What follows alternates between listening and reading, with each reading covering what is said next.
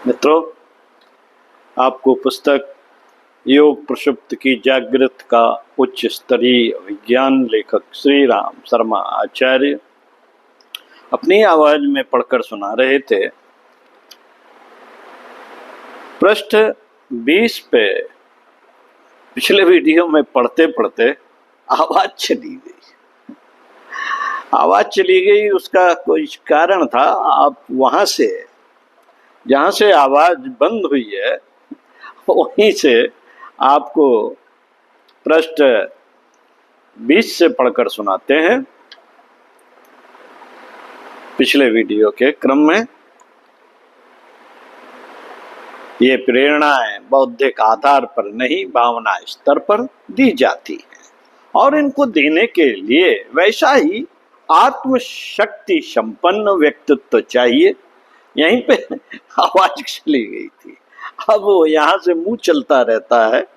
आपको आवाज इस वीडियो में सुनने को मिलेगी। सुनाते हैं, सुनते ही। आज आवश्यकता ऐसी हस्तियों की है जो अपने आत्म बल से जन साधारण के भाव स्तर को विकसित और परिष्कृत कर सके। विज्ञान इस संभावना को स्वीकार करता है कि अदृश्य शक्ति प्रवाह के द्वारा भी मानवीय चेतना को अभीष्ट दिशा में मोड़ा या ढाला जा सकता है। मानव मस्तिष्क की अंतस्त्वचिका के भीतर एक विशेष प्रकार की तंत्रिकाएं पाई जाती हैं। उनका समूह भावनात्मक मस्तिष्क कहलाता है। भय, क्रोध, शोक, चिंता, अवसाद, हर्ष, संतोष, प्रेम, त्याग, संयम और कामोद्वेग जैसी प्रवृत्तियां इसी भाग से संबंधित हैं। इनका स्वरूप बहुत कुछ अंश परंपरा से उत्तराधिकार में मिला था। उस वातावरण एवं संगत में और कुछ व्यक्तिगत चिंतन की दिशा के आधार पर विकसित होता है। अविकसित और विकसित प्राणियों का यूं मानसिक अंतर कुछ तो बुद्धि के आधार पर भी होता है, पर मुख्य अंतर यह भावनात्मक ही है। भावनाओं के आवेश में ही मस्तिष्क उत्तेजित और सक्रिय होता है। इन दोनों की बिखरी हुई दिशाओं को एक केंद्र पर एकत्रित करने और क्रियाशील बनाने का श्रेय इस भावनात्मक मस्तिष्क केंद्र को ही है। येल विश्वविद्यालय के न्यूरोलॉजिस्ट डॉक्टर जोसे डेलगेडो ने ऐसे विद्युत रेडियो उपकरणों का आविष्कार किया जिनके आधार पर बिना शल्य चिकित्सा के ही रेडियो किरणों द्वारा मस्तिष्क के किसी भाग से संपर्क बनाना और उसे प्रभावित कर सकना संभव हो सके। भावनात्मक मस्तिष्क की तंत्रिकाओं और कोशिकाओं को शरीर के आर पार जा सकने वाली किरणों के द्वारा वहां के असंतुलन को मिलाया जा सकेगा। ये किरणें एक्स छा किरणों से मिलती जुलती हैं, जिन्हें शरीर के आर पार जाने में मस्तिष्क की कठोर खोपड़ी में भी कोई बाधा नहीं पहुंचती। अब तक भावनाओं का समाधान भावनाओं से ही किया जाता रहा है। क्रोध को विनय से, घृणा को प्रेम से, असंतोष को उपलब्धियों से शमन किया जाता रहा है। इसके लिए सामने वाले व्यक्ति को अपनी वाणी, व्यवहार और क्रिया द्वारा असंतुलित व्यक्ति को वैसा विश्वास दिलाकर उस उद्वेग का समाधान करना पड़ता था जिसके अभाव में उसे असंतुलित होना पड़ा। इतनी लंबी प्रक्रिया के बाद तब कहीं उत्तेजित व्यक्ति सामान्य स्थिति में आता था। उसके समाधान के लिए व्यक्ति विशेष को माध्यम बनकर अथवा वातावरण को बदलकर मनोविकार ग्रस्त मनुष्य की शांति संभव की जाती थी। उचित ही नहीं, अनुचित समाधान भी प्रस्तुत करने पड़ते थे। पर अब उपरोक्त वैज्ञानिक उपलब्धियों के कारण यह कठिन प्रक्रिया सरल हो गई। रेडियो विद्युत धाराएं आवेशग्रस्त मस्तिष्कीय खंड का शमन कर दिया करेंगी और मनुष्य चिकित्सक के इशारे पर अपने भाव संस्थान में आवश्यक परिवर्तन कर लिया करेगा। इस सफलता के कारण न केवल भावनात्मक रुग्ण ग्रंथियों को खोला जा सकेगा, वरन उनमें उपयोगी ऐसे भाव बीज भी जमाए जा सकेंगे जो उसे किसी दिशा विशेष में चलने के लिए आवश्यक रुचि एवं स्फूर्ति पैदा कर सके। मानवीय मस्तिष्क पर इलेक्ट्रॉनिक नियमन की इस प्रक्रिया पर विज्ञान के क्षेत्र में शोध कार्य बहुत तेजी से चल रहा है, बहुत तेजी से चल रहा है और प्रगति भी काफी हुई। 2 दशक पूर्व स्विट्जरलैंड के विज्ञानी डॉक्टर WR हीस ने इस दिशा में प्रयास आरंभ किया। उन्होंने जीवित प्राणी के मस्तिष्क में एक सुई घुसेड़ कर उसके माध्यम से विविध स्तरों की विद्युत तरंगें पहुंचाई थी और उनके प्रभाव का अध्ययन किया था। उन्होंने पाया कि चेतन और अचेतन मस्तिष्क के भागों में विभिन्न स्तर के जो चेतन केंद्र हुए हैं उनसे संबंध स्थापित किया जा सकता है और उन केंद्रों को उत्तेजित करके उसी स्तर की विचारणा से प्राणी को ओतप्रोत किया जा सकता है। इसके बाद अमेरिकी मस्तिष्क विद्या विशारद डॉक्टर जेम्स ओल्ड्स ने इस कार्य को और आगे बढ़ाया।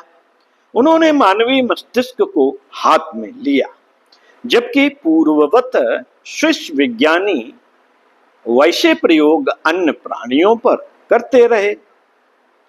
भूख, भय, इच्छा, कामुकता, क्रोध, पीड़ा, निराशा, उत्साह जैसे मस्तिष्क क्षेत्र तो पहले भी मालूम थे, पर उनके केंद्रीकरण उन्होंने ढूंढे और इस खोज के बाद उन्होंने वह पद्धति खोजी जिसके अनुसार उस केंद्र तक बाह्य प्रभाव को पहुंचाया जा सकना संभव हो सके।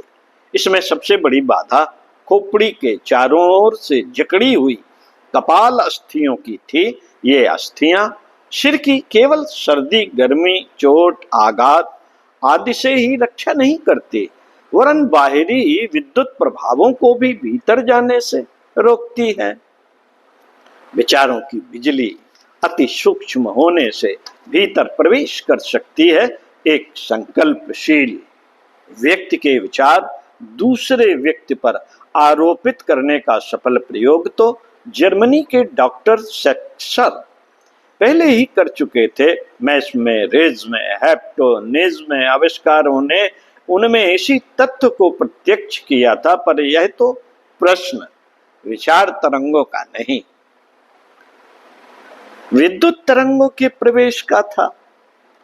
इसमें कपाल अस्थियां प्रधान रूप से अवरोध उत्पन्न कर रही थी, इसलिए उन्होंने चोर रास्ते से प्रवेश किया। रेडियो प्रभावित रसायनों को रक्त में मिलाकर और उस प्रभावित रक्त में विद्युत तरंगे पहुंचाकर नया रास्ता खोज लिया और अमुक केंद्र को उत्तेजित करने के लिए अमुक स्तर की विद्युत का प्रयोग करने की पद्धति का निर्धारण कर लिया गया।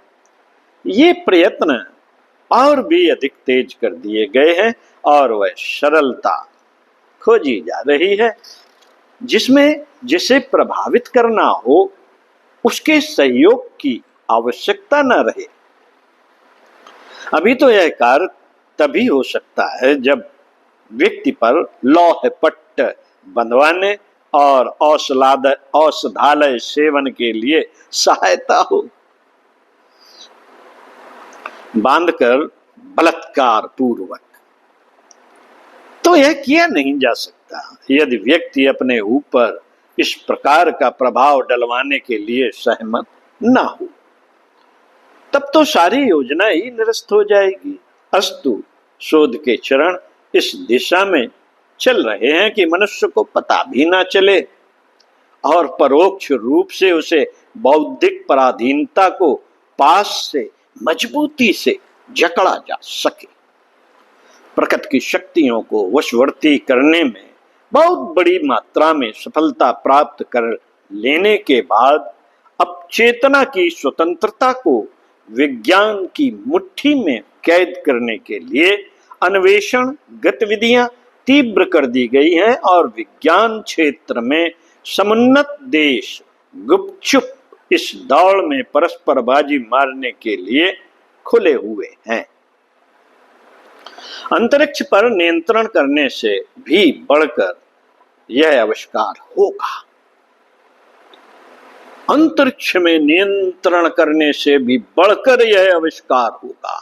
इस दिशा में संतोषजनक सफलता मिलती है तो फिर युद्ध का सबसे बड़ा माध्यम यही होगा कि एक अणु बम, हाइड्रोजन बम जैसे अस्त्र को बेकार समझकर त्याग दिया जाएगा, क्योंकि उससे शत्रु देश के विनाश के साथ साथ विश्वव्यापी वातावरण में विकिरण उत्पन्न होने से मित्र देशों को भी खतरा उपस्थित होता है।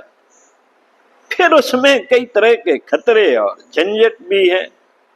खर्चीली तो वह प्रक्रिया है ही, उसकी सुरक्षा के लिए भी कम चिंता नहीं करनी पड़ती।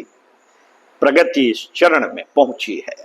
उसे देखते हुए मिशिगन विश्वविद्यालय अमेरिका के इस संदर्भ में संलग्न विज्ञानी डॉक्टर ऑटो शिमिल ने घोषणा की है कि अब हमारे हाथ में मानव मस्तिष्क को नियंत्रण करने की शक्ति आ गई, पर आशा की जानी चाहिए कि उसका प्रयोग केवल अच्छाई के लिए ही होगा, किंतु साथ ही इस खतरे को भी ध्यान में रखना होगा कि इस नवोपार्जित शक्ति का प्रयोग निजी महत्वाकांक्षाओं की पूर्ति एवं राष्ट्रीय विस्तारवाद के लिए भी किया जा सकता है। यदि ऐसा किया गया तो यह आविष्कार संसार का सबसे अधिक विघातक अस्त्र सिद्ध होगा। कुछ दिन अमेरिका प्रतिरक्षा विभाग के एक गधे पर यह प्रयोग किया गया था और उसे उपकरणों से प्रभावित करके अकेला छोड़ा गया था। उसे जिधर चलने को और जो करने के लिए निर्देश किया उसने वही सब कर दिखाया।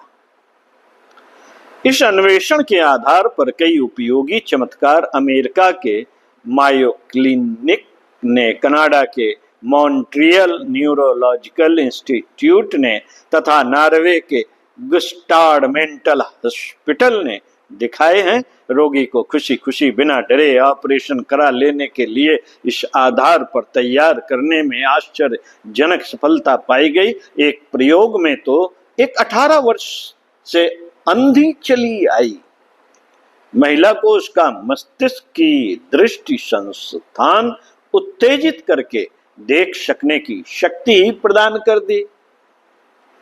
यह इस अन्वेषण का उपयोगी पक्ष है। निसंदेह इन आविष्कारों का उपयोग मानवीय सुविधाओं की वृद्धि भी कर सकता है, पर खतरा तो उस दिशा से है जिस पर कि आज के विश्व राजनेता धृष्टता पूर्वक चलते हुए एक दूसरे से बाजी मारने में तुले हुए हैं और तथाकथित शत्रु पक्ष को सर्वथा अपंग बनाने की बात सोच रहे हैं।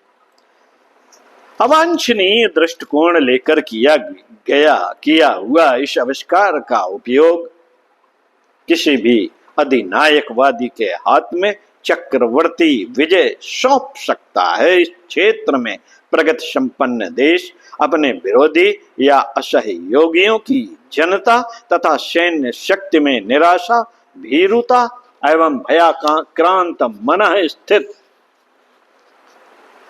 व्यापक रूप से उत्पन्न कर सकता है और उस व्यामोह में फंसे हुए विशाल जनमानस को मुट्ठी भर लोग अपने काबू में रखने और इशारे पर चलने के लिए विवश कर सकते हैं। गुलामी के बंधनों में जकड़ने के अब तक के प्रयासों में यह सबसे घृणित प्रयास होगा। जब आदमी सोचने की निजी क्षमता ही खो बैठा तो फिर उसका अपनापन तो कुछ रहा ही नहीं। तब उसे जीवित होते हुए भी मृतकों की तरह कहीं भी खींचा घसीटा जाता रहेगा। ऐसे शक्ति संपन्न लोगों के चंगुल से तो मुक्त होने की भी फिर कोई आशा न रहेगी। भौतिक विज्ञान मनुष्य के मस्तिष्क तक ही पहुंच सकता है, क्योंकि मस्तिष्क भी शरीर का ही एक अंग होने से उसे भी भौतिक क्षेत्र में सम्मिलित रखा गया है।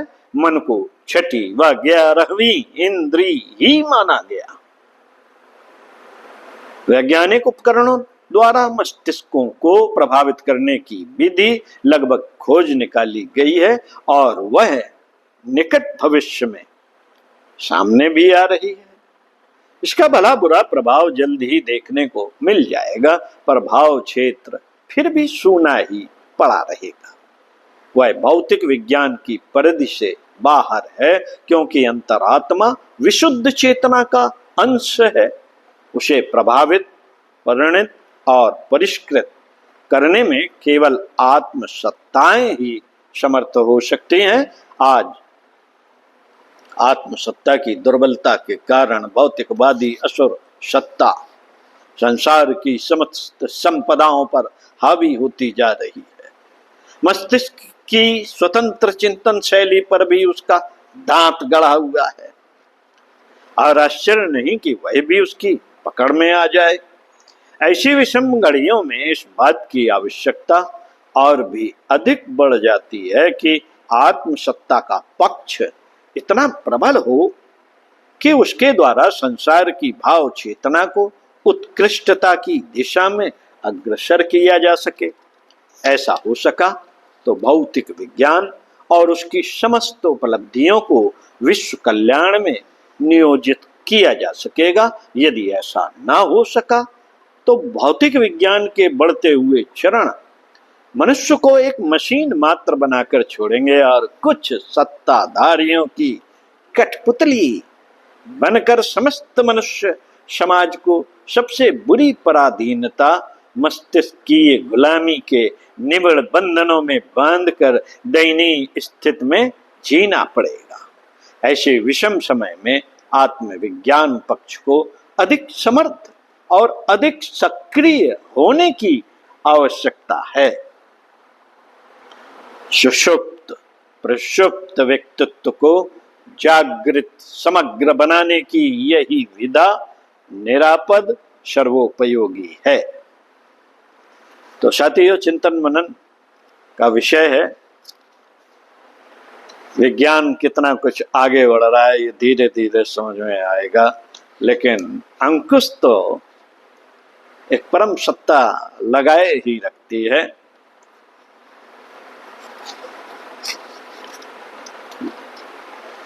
ओम शांति।